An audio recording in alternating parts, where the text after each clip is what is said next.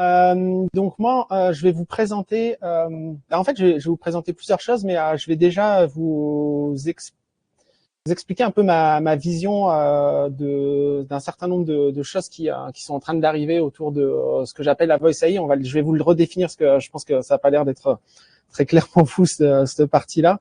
Mais aussi en même temps, en fait, je vais vous présenter en fait un framework que je développe qui s'appelle Roomkit. Et puis vous allez comprendre pourquoi je le développe. Et puis après, je vais vous expliquer 2-3 choses sur le sujet. Donc, premièrement, je vais vous définir un peu ce que c'est la Voice AI parce que ça n'a pas l'air forcément clair. Mais si je vous dis OK Google ou Alexa, fais-moi telle chose, en fait, je vous parle en fait d'un assistant vocal auquel vous allez pouvoir discuter et lui demander un certain nombre de tâches qui sont très limitées, pas très intéressantes, surtout aujourd'hui. OK Google, ça fait pas grand-chose à part juste donner la météo.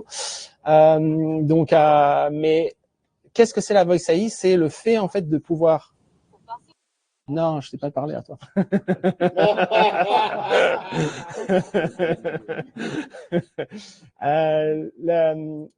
En fait, moi, je travaille dans les télécoms vraiment, ça fait très très longtemps en fait que je suis dans les télé. Et la voix, ces dernières années, était quelque chose de pas très intéressant en fait. C'est-à-dire que on avait Slack, on avait le texte, on avait tout ça en fait qui arrivait. Et depuis quelque temps, on voit en fait que la voix revient. Pourquoi? Parce que la voix, c'est notre meilleure façon de communiquer. Le problème, c'est que dans l'informatique, la voix jusqu'à présent, c'était assez compliqué à manager. C'était difficile d'avoir des choses qui avaient un réel intérêt. Sauf que en 2025-2026, il y a eu des progrès assez phénoménaux qui sont arrivés et c'est redevenu, on va dire, un petit peu sexy. Et il y a beaucoup d'entreprises en fait qui se sont mis à travailler là-dessus. Et il y a eu aussi beaucoup de modèles qui ont été fabriqués, autant des modèles propriétaires que des modèles open source. Et c'est là où ça devient en fait très intéressant parce qu'il y a un changement de paradigme très important qui est en train de s'opérer là-dedans. Et moi, en fait, la vision que je porte là-dessus, c'est que je pense que la façon dont on consomme l'informatique va évoluer parce que la voix va venir en fait interagir dedans. Ça veut dire quoi? Ça veut dire qu'aujourd'hui, quand on va dans un CRM, c'est l'enfer en fait. Il faut aller cliquer sur un truc, cliquer sur un autre et linker quelque chose et il faut faire plein d'actions. Ne pas simplement dire donne-moi la fiche client d'une telle personne en fait. Pourquoi ne pas dire envoie un mail à telle personne? Et même avant d'envoyer le mail, de lui dire est-ce qu'on peut discuter en fait de l'email que cette personne-là m'a envoyé? Je dois lui répondre, je sais pas encore quoi lui répondre. Est-ce que tu peux m'aider en fait à faire ce mail-là? Et ça en fait, c'est une interaction qui est largement différente de ce qu'on peut faire avec des clics aujourd'hui sur de l'informatique. Le problème en fait qu'il y a aujourd'hui, c'est que le problème qu'il y a aujourd'hui, c'est que l'interaction avec la voix est quand même encore très compliquée. Et il y a plusieurs frameworks en fait open source qui sont arrivés. Donc ces frameworks-là, en fait, ils traitent la problématique aujourd'hui, ce qui est un peu la hype, c'est-à-dire que aujourd'hui, ce qui nous intéresse, c'est de faire un agent voix à qui on va aller interagir et il va passer dans un modèle d'intelligence artificielle et il va nous faire des réponses. Ça, c'est cool en fait. C'est-à-dire qu'on peut reproduire un OK Google, fais-moi telle tâche, fais-moi tel bidule, on sait le faire et de plus en plus, on a une voix qui est naturelle, qui comprend rapidement et on a des échanges en fait qui sont plutôt assez cool. Moi, où j'ai une approche qui est très différente, en fait, c'est que comme je considère que ça, c'est une brique plutôt technique, technologique, un peu hype de ce qui se passe avec l'intelligence artificielle, je pense qu'on qui est que avant tout, ce qu'on veut, c'est une conversation. Ce qu'on veut, c'est avoir une conversation qui soit autant texte que voix, avec une intelligence artificielle ou avec des humains, en fait. Il n'y a pas forcément, on n'est pas obligé, en fait, de dire qu'on peut discuter qu'avec de l'intelligence artificielle ou qu'avec une personne. Et donc,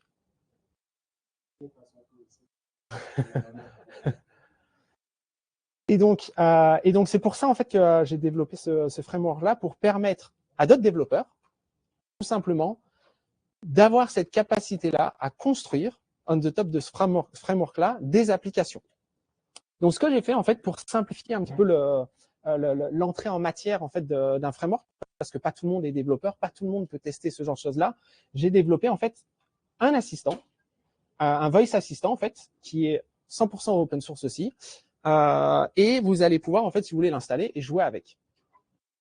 Alors, là où ça va se compliquer, Et c'est là, en fait, que j'ai un petit peu envie de rentrer dedans. Ça va être un peu plus technique, mais j'aimerais vous expliquer, en fait, qu'est-ce qu'il y a de compliqué dans la voice, où est-ce qu'on est, en fait, dans toute cette partie-là, où est-ce que l'open source est bon, où est-ce qu'il est moins bon, quelles sont les contraintes qu'on a, en fait. Parce qu'aujourd'hui, si on va sur Gemini, on fait une conversation live avec Gemini, bah, ça se passe très bien, en fait. C'est facile à faire, on a une conversation one-to-one, voilà, la réaction est fluide, elle peut changer d'accent, elle peut faire tout un tas de choses, ça se passe plutôt bien. Si on a envie, en fait, de faire la même chose full open source, on a des capacités aujourd'hui à le faire. Mais par contre, il y a énormément, en fait, de contraintes. Donc, on va prendre HomeKit. S'il veut bien s'afficher, il est là. Et d'ailleurs, je tiens à vous dire qu'il marche mieux sous Linux que sur macOS, mais mon portable, c'est un macOS. il marche mieux sous Linux, mon affaire. Mais si vous faites des applications mobiles, vous comprendrez que c'est absolument impossible de faire des applications mobiles sur Apple si on n'a pas un Mac. Donc, c'est comme ça. Alors, je vais vous prendre un petit peu petit bout par petit bout pour essayer de vous expliquer en fait ces parties-là et vous compreniez bien en fait aussi la difficulté qu'il y a autour de ça. Premièrement, en fait, quand on fait de la voix, un des premiers trucs à faire, par exemple, si on est en train de parler dans un ordinateur, on a un micro et un speaker. Ben, je pense que vous l'avez vu plusieurs fois ici, on a un problème d'écho cancel en fait. Ce qu'on va envoyer dans le microphone, en fait, on va avoir un retour sur le speaker. Donc, on va avoir de l'écho qui va se créer. Donc ça, la première chose quand on fait de l'intelligence artificielle et de la voix, c'est absolument l'enfer, en fait. Donc, il faut absolument avoir un écho canceller. Aujourd'hui, on a de la chance, c'est qu'il y a un écho canceller, en fait, livré avec la librairie open source de WebRTC qui est là, qui existe. Donc, on a des mécaniques, en fait, qui sont déjà disponibles qu'on peut réutiliser. Donc ça, c'est un point qui est quand même assez cool de ce côté-là. La deuxième chose qui est problématique, c'est le bruit. C'est-à-dire que, par exemple, ici dans la salle où on est, il y a un petit peu de bruit, on n'a pas tant que ça, mais si vous êtes chez vous et que vous êtes en train de parler avec votre assistant, si votre machine à laver est en train de tourner, si jamais vous faites tourner de la musique, si jamais l'aspirateur se met en route parce qu'il y a quelqu'un qui passe l'aspirateur, etc., vous allez rentrer en fait dans votre conversation énormément de bruit. Et en fait, plus à rentrer du bruit, si c'est une personne, un humain, bah, il va tendre l'oreille, il va essayer de comprendre un petit peu. Si c'est une intelligence artificielle, elle a un peu moins cette capacité-là, elle va être énormément en fait embêtée par ça. Aujourd'hui, il y a des modèles en fait qui sont publiés sur Hugging Face, donc qui est un petit peu le GitHub, on va dire, pour tout ce qui est les modèles open source. Il y a un certain nombre de modèles qui sont disponibles pour faire ce qu'on appelle du denoiser. Donc ça, on a de la chance parce qu'on a ces choses-là. La deuxième chose qui est hyper importante, c'est que quand vous parlez à une assistante, à une IA, elle ne sait pas en fait quand vous commencez et quand vous parlez, quand vous arrêtez en fait de parler. Ça, c'est extrêmement difficile. Nous, quand on le sait, parce qu'on voit l'intention en fait. On voit que la personne, elle est en train de faire une phrase et qu'elle n'a pas forcément fini. On peut la couper, mais c'est un choix en fait qu'on va faire. Une IA, elle n'est pas capable en fait de le savoir. Donc, il faut qu'on ait ce qu'on appelle la détection en fait d'activité, ce qu'on appelle de la VAD. Et la VAD, c'est pareil aujourd'hui, on a aussi des modèles open source qui existent et qui nous permettent en fait de détecter. Le problème dans la VAD, c'est que ça fait quoi? Ça détecte quand il y a un barré. C'est-à-dire que si, bonjour, je m'appelle Sylvain, si j'ai une VAD de 30 millisecondes, je suis coupé en fait. Donc j'envoie bonjour à mon assistant qui dit bonjour. Mais c'était pas ça en fait que je voulais lui dire. Je voulais dire bonjour, je m'appelle Sylvain. Donc c'est là où ça commence à être beaucoup plus technique. Et donc, il y a des nouveaux modèles open source qui sont arrivés qui nous permettent en fait de faire ce qu'on appelle la VAD sémantique. La VAD sémantique, en fait, qu'est-ce qu'elle fait? Elle va comprendre l'intention de ce que vous êtes en train de dire. C'est-à-dire que si je dis « je m'appelle Sylvain », elle va pas prendre juste le temps en fait de blanc qu'il y a eu. Elle va prendre en fait la phrase au complet pour comprendre en fait que « je m'appelle Sylvain », j'ai terminé en fait et je peux aller à la suite. Donc ça, il y a aussi en fait des modèles open source qui existent aujourd'hui qui vous permettent en fait de faire de la VAD sémantique. L'autre point aussi qui va arriver en fait sur ça là que je vais mettre ici, qui est en fait qui est en train de parler, ce qu'on appelle la diarisation. C'est-à-dire que moi, si je suis en train de parler à une IA, elle ne sait pas en fait que c'est Sylvain qui est en train de lui parler. Si jamais je prends une autre personne et qui vient lui parler, Elle sera toujours pas en fait qui est en train de lui parler. Donc, si vous voulez faire en fait un comportement en fonction de la voix, il vous faut en fait de la diarisation. Il faut que vous sachiez identifier qui est en train de parler. Donc ça, c'est pareil, il y a des projets comme Pianote, comme tout un tas d'autres projets open source qui existent aujourd'hui, qui permettent de faire de la diarisation, qui vont être capables en fait de dire c'est un tel qui parle, c'est un autre qui parle, c'est un autre qui parle. Donc ça aussi, c'est quand même assez intéressant parce qu'on a ce genre de problème-là. Typiquement, ici, bonjour, je m'appelle Sylvain, comment ça va aujourd'hui 1, 2, 3, 4.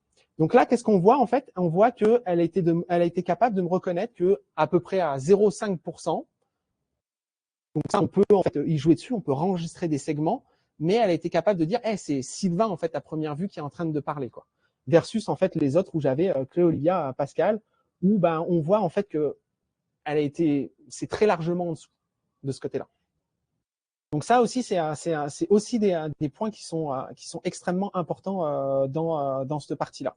Et donc, RoomKit, en fait, ce que j'ai développé, vient vous amener cette capacité-là à avoir toute cette chaîne-là en amont de traitement en fait de la voix en utilisant en fait des modèles open source. Ok ? Parce qu'aujourd'hui, quand vous allez discuter avec un OpenAI, un Gemini ou du DeepGram ou tout Eleven Lab, tous ces gens-là en fait qui vous fournissent de l'AI Voice, eh ben ils ont tous ces systèmes-là, mais ils sont chez eux en fait. Okay, donc vous pouvez pas le reproduire facilement. L'idée en fait avec RoomKit, c'est de vous permettre de pouvoir le reproduire, d'aller sur Hugging Face et de télécharger les modèles qui vous correspondent. Parce que les modèles, ils sont aussi en fonction, pas toujours multilangues. Des fois, ils sont meilleurs en français, des fois, ils sont meilleurs en anglais, des fois, ils sont multilangues, des fois, ils sont XY. Donc, ça aussi, il y a tout un tas en fait de choses en fait de ce côté-là. Après,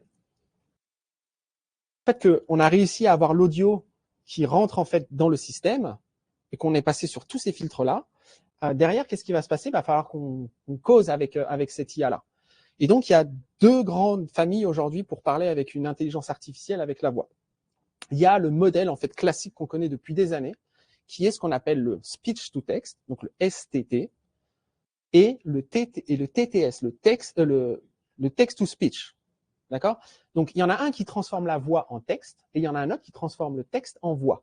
Donc ça existe depuis des années. Il y a des années, c'était dégueulasse. Je pense, je m'en rappelle plus. Là, il y en a un là qui était super connu en logiciel libre. Ouais, eSpeak, mais il y en avait un avant celui-là aussi là, et c'était lent. Ouais, Festival. Oh God, mais celui-là. Festival. Shit que c'était pas bon ça. Mais en tout cas, ça fait longtemps que ça existe, mais c'était vraiment pas bon. C'est-à-dire qu'il y avait pas d'intonation, des voix robotiques, etc. Aujourd'hui, on a des modèles qui sont capables de avoir de l'intonation. Hein? Oh, ouais, il y en a plein en fait qui existent. Ah oui, il y en a des tonnes. Et je vais revenir un peu après dessus. Et en fait, dans ce modèle-là, qu'est-ce qu'on vient faire pour mettre de l'intelligence? C'est que on transforme la voix en texte. Le texte, on le prend, on le balance dans un LLM qui lui en fait va en faire une action. Bonjour, je m'appelle Sylvain. LLM reçoit bonjour, je m'appelle Sylvain. En retour, il va dire bonjour Sylvain, comment ça va par exemple. Et ce texte qui va nous retourner, on va le prendre et on va l'envoyer en fait dans un text to speech. Et donc, on va avoir un résultat en fait voix qui va être derrière. Le problème qu'il y a avec ça, il y en a plusieurs. Jusqu'à il n'y a pas si longtemps, un des gros problèmes qu'on avait, c'était la latence. Dans un LLM, revenir dans un LLM envoyé en fait en transformation en voix, ça prend un certain nombre de millisecondes. Et ce qui fait que la conversation est beaucoup moins fluide en fait derrière. C'est-à-dire que on va se retrouver à dire hey, salut, comment ça va? Et puis on va attendre une seconde et demie. Salut Sylvain, ça va? Donc la conversation est beaucoup moins fluide en fait.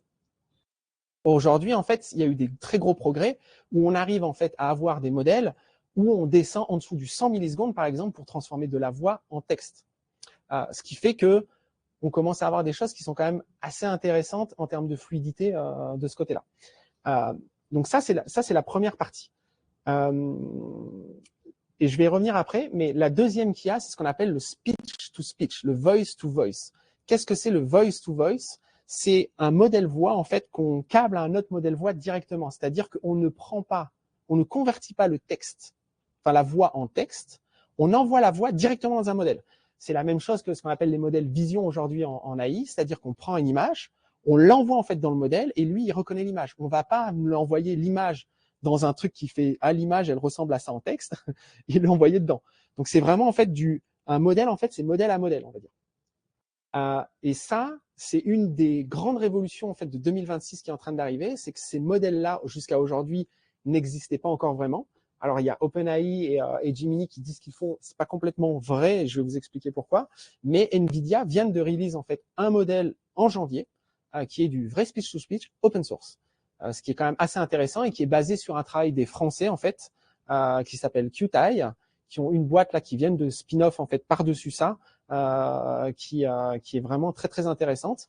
Ils ont sorti donc ce fameux speech to speech. Comment on reconnaît un modèle speech to speech? C'est quoi l'intérêt en fait? L'intérêt, c'est que si on est plusieurs à discuter, on est capable en fait de comprendre qu'il y a plusieurs personnes qui sont en train de discuter parce que l'intonation, parce que le timbre de la voix est différent. Mais même en fait, regardez, qu'est-ce que tu as entendu? On est tous capables de dire, il a tapé dans les mains. L'ordinateur, il n'en sait rien. Un STT, il ne sait absolument pas de quoi on parle en fait. Et donc, c'est là où ça devient aussi intéressant, parce qu'on va gagner en fluidité, mais on va aussi gagner en fait en contextualisation de qu'est-ce qui se passe, qu'est-ce qu'on entend, comment ça se passe en fait. Donc c'est là où ça devient en fait extrêmement intéressant. Donc pour ceux que ça intéresse, vous pourrez en fait vous pourrez vous amuser à aller cloner en fait Room-Kit-UI, cloner en fait tout ça. Si jamais vous n'arrivez pas à le faire marcher du premier coup, parce que c'est quand même encore récent, n'hésitez pas à me contacter sur LinkedIn. Mais vous pourrez tester en fait. Si vous avez des clés, par exemple sur Gemini, vous mettez votre clé et vous faites une conversation. Vous allez voir, c'est quand même assez impressionnant en fait la fluidité qu'on a quand même avec eux, même si c'est pas encore du vrai speech to speech. Ou même avec OpenAI aussi, c'est quand même assez bluffant en fait de ce côté-là. Maintenant, si on revient en fait au STT, LLM et TTS, l'enjeu qu'il y a aujourd'hui, c'est que STT et TTS tourner sur une machine pas trop puissante, c'est correct. J'arrive, personnellement, moi, sur mon Mac, c'est pas ouf. C'est un M1 celui-là, mais c'est quand même correct. Mais par exemple, j'ai sur mon Linux chez moi, j'ai une Nvidia 4070. Sur mon GPU, ça tourne vraiment pas mal du tout. La réaction est assez fluide, donc ça marche plutôt bien. Et donc, ce qui est cool, c'est qu'on a des modèles aujourd'hui qui sont open source, qui nous permettent de faire vraiment de la transformation de voix en texte en restant complètement local. J'ai fait une lib aussi même pour les téléphones. React Native, pour ceux que ça intéresse aussi, qui permet en fait de faire aussi du STT avec toute la chaîne que je vous ai donnée, le denoiser, la diarisation, tout le stock en fait. Et donc ça vous permet de faire de l'AI local en Edge, en fait ce que j'appelle du Edge AI, et de garder vraiment en fait votre data sur votre téléphone. C'est aussi possible en fait de le faire en open source de ce côté-là. L'enjeu pour moi aujourd'hui que j'ai vu, c'est le LLM. Le problème qu'il y a, c'est que genre moi sur ma 4070, genre si j'essaie de charger un Qwen 3.0, ça marche pas bien quoi. Ou alors je suis obligé de prendre un modèle super bas, mais je suis désolé. Et bien donc là je prends un Qwen 2.5, mais la conversation elle est bidon quoi. C'est-à-dire que je lui dis hey, salut comment ça va, elle me sort des trucs, il n'y a pas de conversation. Aucun intérêt. Il y a vraiment aucun intérêt. Alors que si je le fais sur Gemini, c'est clair que j'ai un intérêt. C'est vraiment hallucinant en fait ce qu'on peut faire quand on est avec Gemini. Donc en fait, on est comme un espèce de virage où on peut faire un bond sur notre ordinateur et un autre bond où il faut quand même une espèce de machine de guerre. Alors, vous avez 5000 pièces, acheter un Nvidia Spark ou si vous avez trouvé une 5090, là, à la limite, vous ne pouvez pas forcément intéressant de 5090 parce que le plus intéressant, en fait, c'est la différence fondamentale entre une 5090 que vous allez faire tourner et un Spark, c'est la RAM en fait qui est disponible sur le GPU. C'est-à-dire que, en fait, la 5090, si vous voulez faire vos modèles, fine-tuner des modèles, c'est top. Ça va aller vite, c'est ce qu'il vous faut. Si vous voulez loader des gros modèles, c'est moins bien parce qu'il y a moins de RAM en fait. Donc c'est en fait le positionnement du Spark, il est pour play sur des modèles, mais pas pour builder en fait des modèles. Donc c'est un peu ça la différence là-dessus. Mais le coût, il est exorbitant. C'est un truc de fou. Donc vous pouvez mettre, en fait, moi ce que je fais, c'est que je mets du Olama et je mets du Qwen 2.5. Ça marchote, mais c'est pas emballant, quoi, on va dire. Mais si vous avez envie de vous faire un OK Google, pardon, il faut pas que je le dise, il va revenir, un équivalent en fait sur un Raspberry Pi avec un micro et un speaker, vous pouvez le faire en fait. Vous pouvez prendre Roomkit aujourd'hui et vous pouvez en fait développer on the top de Roomkit exactement la même chose qui va être largement plus intéressant. On peut faire beaucoup d'autres choses. Et c'est là où je veux en venir en fait derrière, qui est le point en fait de bascule entre ce qui était Google, ce qui est la Voice AI en tout cas qu'on connaissait avant et ce qu'il y a aujourd'hui, c'est que les modèles qui sortent maintenant sont des modèles où on peut piper des tools dedans. Ça veut dire quoi? Ça veut dire que le modèle, quand on lui envoie une information, au début, OpenAI, c'était naze. Parce qu'en fait, on disait, hey, salut, comment ça va? Hey, salut, ça va? Hey, il fait quel temps dehors? Oh, il fait 30 degrés. Non, il fait moins 30 et puis il fait vraiment froid. Là, on est au Québec, donc tu es complètement à l'ouest. Pourquoi, en fait? Parce qu'il ne le sait pas. Parce que c'est un modèle, le LLM, c'est un modèle, en fait, qui vient compléter, penser éventuellement ce qui va se passer dans le futur. Et donc, il va te sortir absolument n'importe quoi sans aucun problème. Parce que quand les tools, en fait, sont arrivés à peu près en 2025, la différence, c'est qu'on peut lui injecter de la data qui provient d'une fonction. C'est là où ça devient intéressant. Si on lui dit, hey, il fait combien dehors, et qu'on lui met un tool, en fait, qui a une fonction qui va chercher la vraie température, au lieu qu'il nous dise qu'il fait 30 degrés, il va nous dire, ah, il fait moins 30 degrés, habille-toi parce qu'il caille. Ça, c'est une différence, en fait, qui est fondamentale. Et le virage, en fait, qui a été pris et qui est en train de se faire et qui est absolument, en fait, game changer, on va dire, dans ce qui est en train d'arriver, c'est la nouvelle interface qui s'appelle MCP, qui a été développée, en fait, par Anthropic, qui a été release pour la communauté, qui permet, en fait, d'offrir une interface comme on a, en fait, jusqu'à pas si longtemps, parce que j'en ai fait des tonnes et des tonnes des API REST. On avait des API REST où on faisait une requête HTTP. Souvent, on balançait, en fait, du JSON et il nous retournait du JSON. Ça marche bien avec de l'IA, mais le MCP est encore plus intéressant là-dessus parce qu'il a été fait et pensé pour qu'une IA requête dans une interface informatique et qu'on puisse avoir en fait une interaction derrière. Et l'intérêt en fait des MCP, c'est là où ça devient vraiment intéressant, c'est que quand on va avoir une discussion, et donc typiquement en fait dans HomeKit, c'est ce que j'ai fait, j'en ai pas beaucoup là-dedans, mais parce que j'avais pas fait gaffe, je n'en avais pas là-dedans. Mais typiquement, par exemple, on peut prendre n'importe quel MCP et personnaliser son expérience. Par exemple, je me suis amusé, j'ai trouvé des MCP qui me disent c'est quoi les avions qui tournent en dessous de moi. C'est cool ça, je vais m'amuser avec ça, je vais aller parler avec mon IA, je dis hey, c'est quoi les avions qui tournent en dessous de moi. Puis là, le MCP il me dit hey, mais il faudrait que j'ai les coordonnées géographiques. Ah shit. Ah, je regarde, coordonnées géographiques, MCP. Ah tiens, il y a celui-là qui me dit que si je suis à Québec, les coordonnées géographiques, c'est ça. Bon, bah j'ai les deux MCP qui sont là. Donc là, je dis, c'est quoi les avions à Québec qui tournent en dessous de moi? Bah là, l'IA, elle fait, attends, bouge pas. Je vais en MCP chercher les coordonnées géographiques de Québec, je les retourne, et après, en fait, je les envoie dans l'autre qui me dit, voilà, en dessus de toi, là, il y a 3 avions qui font telle chose. Et donc là, j'ai de la vraie interaction, en fait, qui existe. Et ça, c'est super intéressant. Mais ça peut être aussi avec votre CRM, ça peut être avec n'importe quoi en fait derrière. Et c'est là où ça devient intéressant et c'est pour ça que je reviens à ce que j'ai dit au début, c'est que je pense que notre façon de consommer l'informatique va évoluer. Il y a un phénomène qui est arrivé là il y a quelques semaines qui s'appelle OpenClaw, qui a en fait démontré qu'il y a un engouement en fait extrêmement important autour du fait qu'on a envie de consommer l'informatique d'une autre manière. On a envie d'être assisté, on n'a plus envie d'aller pianoter, chercher comment ça fonctionne en fait. Parce que on n'en a rien à foutre en général. Ça fait 30 ans que je fais de l'informatique, je m'en fous en fait de savoir comment ça marche un truc. Enfin, de savoir qu'il faut aller cliquer là à tel endroit en fait. J'ai autre chose à faire quoi, ça m'intéresse pas.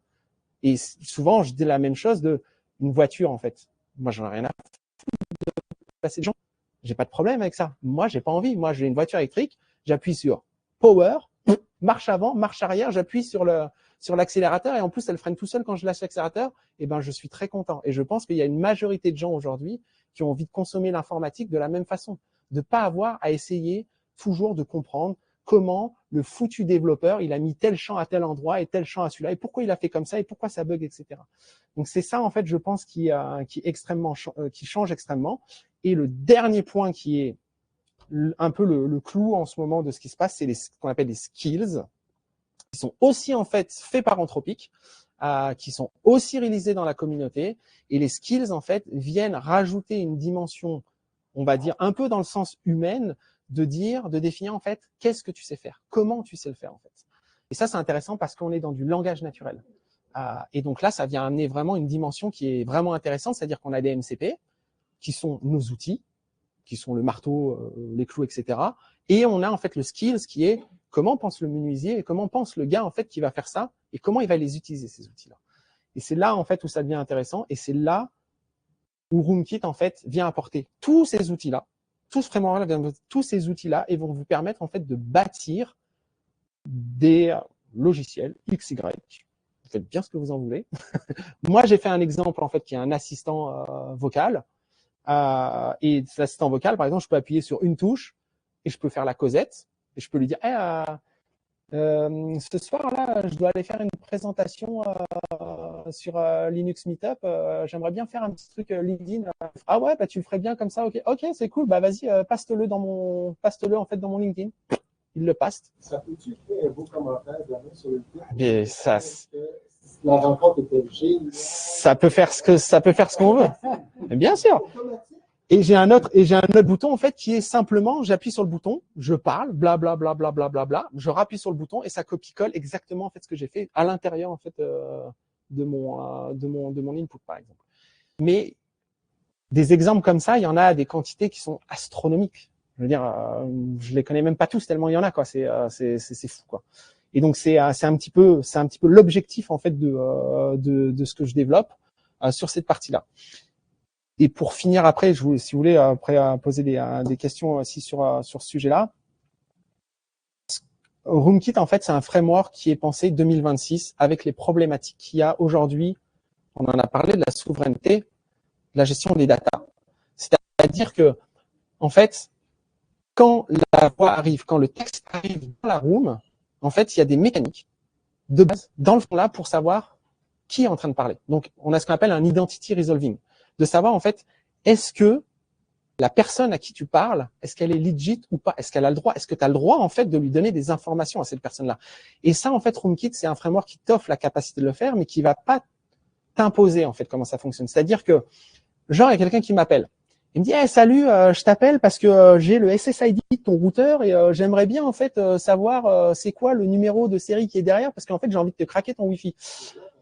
J'ai entendu qu'elle soit à quelque part. Bon, bah, en fait, dans Roomkit, on peut très bien, en fait, avoir un identity resolver qui peut être simplement basique, dire, ce numéro-là, c'est pas belle. Non, je le connais pas, c'est pas le numéro de service client, non. Basiquement, en fait. Mais on sait spoofer les numéros de téléphone. Ça peut être aussi, ouais, ok, je suis d'accord, mais j'aimerais bien, en fait, que vous identifiez. Et donc, je vais vous envoyer un SMS qui va vous envoyer, en fait, sur une page web OAuth 2, par exemple, ou Passkey, whatever ce qu'on veut, parce que maintenant, c'est le plus secure Passkey. Et comme ça, quand vous êtes authentifié, alors on va pouvoir continuer la conversation. Ou alors mieux que ça en fait, on va prendre en fait des logiciels qui savent aujourd'hui parce que ça existe, identifier, authentifier et même faire du deepfake sur la voix. Il y a ce genre de choses là aujourd'hui qui existent. Et donc là on va être capable en fait, si on est une banque, on va être capable de dire non mais vous n'êtes pas Monsieur Intel quoi. Je veux dire moi je suis pas capable de vous identifier quoi. Donc ça c'est une des premières choses. Mais la deuxième chose c'est qu'une fois qu'on a passé ça, ce qu'on va injecter dans la room, dans la conversation, il faut aussi vérifier ce qu'on injecte. Est-ce qu'on injecte des données sensibles? Est-ce qu'on injecte des données qu'on a le droit d'injecter ou pas? Et donc là, c'est pareil, il y a des hooks de partout pour définir en fait ce qu'on est en train de faire. Et les hooks, ils sont soit synchrones, soit asynchrones. Pourquoi? Parce que quand on arrive en fait dans la chambre, quand ils sont synchrones, on est bloquant. On rentre, on hook, on dit, hey, il m'a envoyé rm-rf/. What the fuck? Genre, 10 hello, drop, retourne à la bébelle. Interdiction en fait de le faire. Mais on peut aussi faire en fait asynchrone. RM-RF, asynchrone. Et le mec, il est en train de t'envoyer un RM-RF dans la gueule. Est-ce que tu veux que je fasse une action? Oui ou non? Bah, trop tard, elle est déjà faite l'action, mais on peut en fait observer en fait. Donc on a ces méthodologies là en fait qui existent dans le système, qui aujourd'hui en fait sont extrêmement importantes parce que il y a quelques années on s'en foutait, mais aujourd'hui on s'en fout plus en fait. On veut savoir avec qui on parle.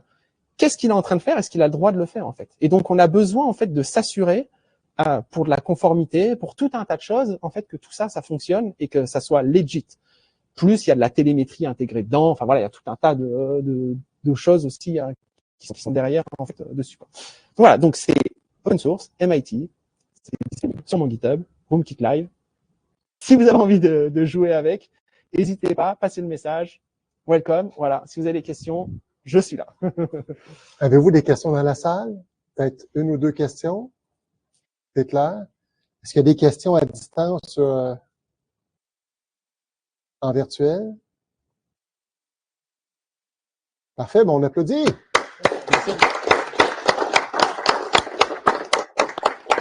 Pour le VAD, identifier que ça commence par du coup, et ça se finit, ben voilà.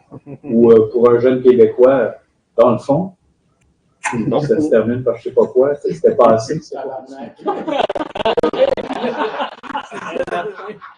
Mais c'est ça. Honnêtement, mais tu rigoles, mais c'est ça qui est fun là-dedans, c'est que Roomkit te permet de, si tu as envie de te faire un modèle comme ça, tu peux le faire. Et tu vas pouvoir t'en servir. C'est ça la puissance en fait de cette partie, c'est que tu peux autant prendre un modèle existant que tu peux te faire ton propre modèle. C'est pas un problème, quoi. Donc je l'ai fait suffisamment portable et j'ai utilisé suffisamment en fait de techniques portables pour que tu puisses l'avoir. Et puis ça marche à peu près de partout, quoi. Et donc ce que j'ai aussi fait, c'est que j'ai carrément fait une RFC en fait pour définir en fait cette partie-là. Donc s'il y a des gens qui ont envie de l'implémenter, je l'ai fait en Python parce que je fais Python depuis très longtemps, mais on pourrait très bien prendre la RFC et le réimplémenter en Go, en Rust, en whatever ce qu'on veut, quoi. C'est pas un problème, quoi. Dessus, quoi. C'est juste qu'il faut se retaper à refaire aussi à chaque provider en fait qui sont abstraits, quoi. Donc c'est un travail qui est quand même assez long de ce côté-là, quoi. Mais donc voilà, j'espère que ça vous a éclairé sur ce que c'était la Voice AI.